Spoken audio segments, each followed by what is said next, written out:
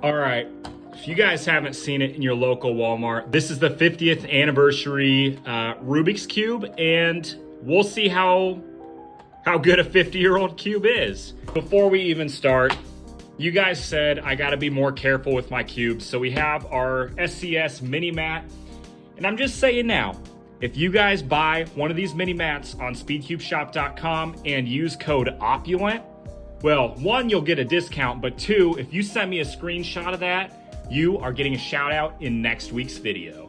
So for comparison, we've got the 50-year anniversary Rubik's Cube, and we've also got a $3 Next Cube that I've put butter in, ice cream, tons of random things. We're gonna compare them and see which is better, $13 or $3. Before we start the video though, we have a special message from OV in the future. Let's check it out.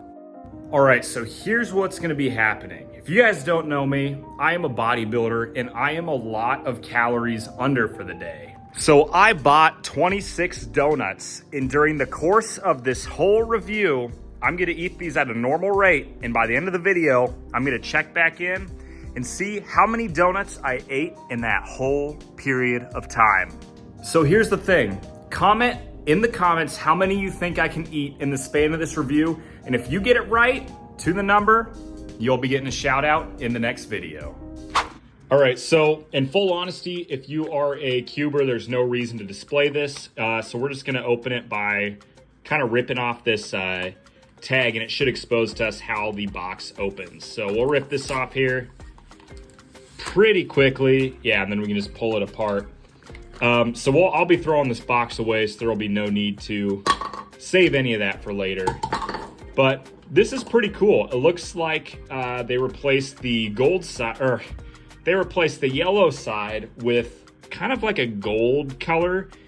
But here's the thing, is the gold is really, really light. Like I wish they would have used like a gold that's more this color and less white.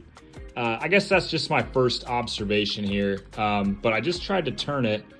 Yeah, so we've got a sticker across the stickers, which if you're a cuber, that is the last thing you want to see ever. All right, so I can already tell you, just looking at the piece design, this cube is so crappy.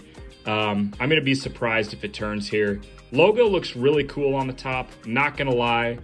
And these are stickers. These are not tiled pieces. This is not their Speed Cube version. And we'll see that here when we do first turns, which no better time to try it out, but let's do.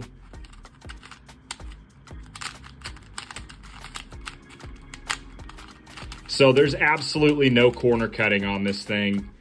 Oh, the right side's even tighter here.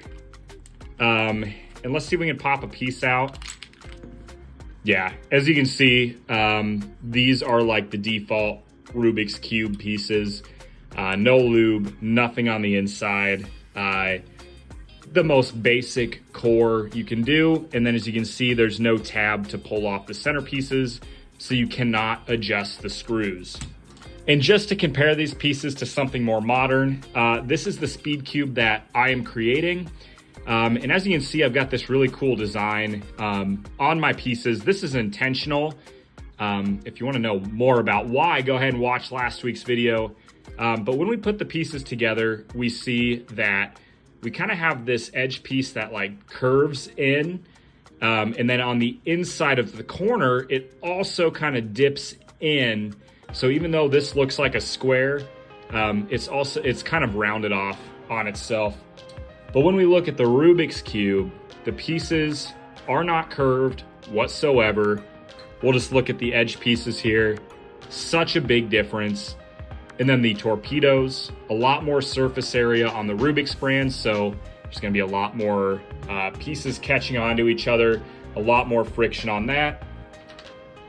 And then the corner pieces here, as you can see on the Speed Cube, the torpedo goes a lot deeper. The piece is a lot thinner on this side.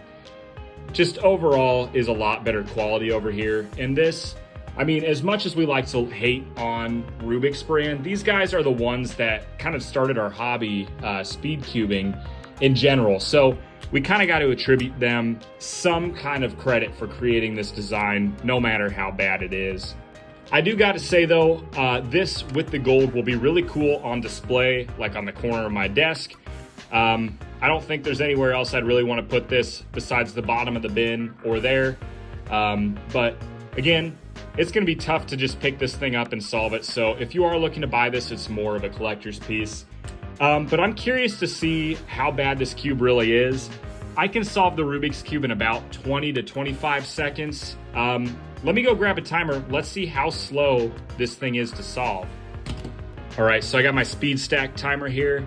We'll just give this thing a quick once over hand scramble, which is really hard to do because you can't really finger trick on this thing. But I'm curious to see how long this takes to solve. So this looks pretty good. Yeah, let's just...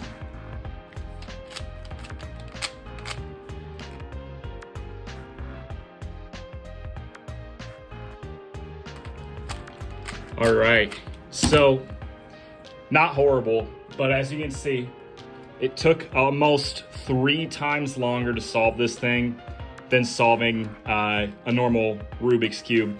And again, kind of in comparison, as I said at the start, to the next cube, this thing was $3 at Walmart. This was $13. So, I mean, just turning quality.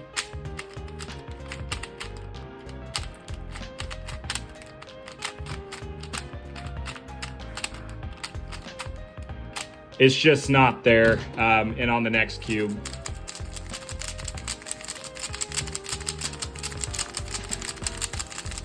And I'm not the fastest cuber in the world, but this is a huge difference. So again, I want to clarify with you guys, if you're buying this cube, you're buying it either 1 as a collector's object or 2 as a display piece.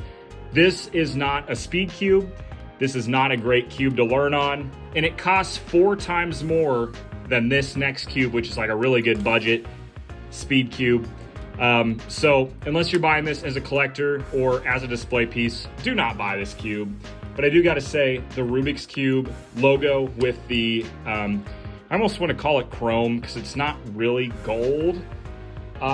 It's kind of cool. It's not bad. I'm going to definitely be displaying this on mine because I run this YouTube channel. And basically this whole business is based off of this Rubik's Cube design, which is a cool piece of history. So again, really cool to have this thing. Let's go ahead and check in on OV in the other room, see how many donuts he ate. All right, all I'm saying is I absolutely failed, you guys. I really thought I would have been on the second box, but I guess I didn't make it all the way through. So the total amount of donuts I ate in that entire video comes out to 10 donuts. So these are the 13 donut boxes. We have 3 left. So you can easily deduct that we've eaten 10. Now, I don't recommend doing that because I feel like absolute garbage. I hate sugar, but I just kind of wanted to see, like, check it off my bucket list, how many donuts I could eat in one sitting. So 10 is the absolute limit for me, probably the human limit. I don't know if any human has ever eaten that many in one sitting. Damn, that guy's impressive. Anyway, if you want to buy this cube, I don't think it's offered yet at Speed Cube Shop, but my local Walmart had it and yours does too. But again, buy one of these mats, use code OPULENT, and then send me a screenshot of it so I can give you a shout out in the next video. With that being said, don't forget to like, comment, and subscribe, and we'll see you in the next one. Peace.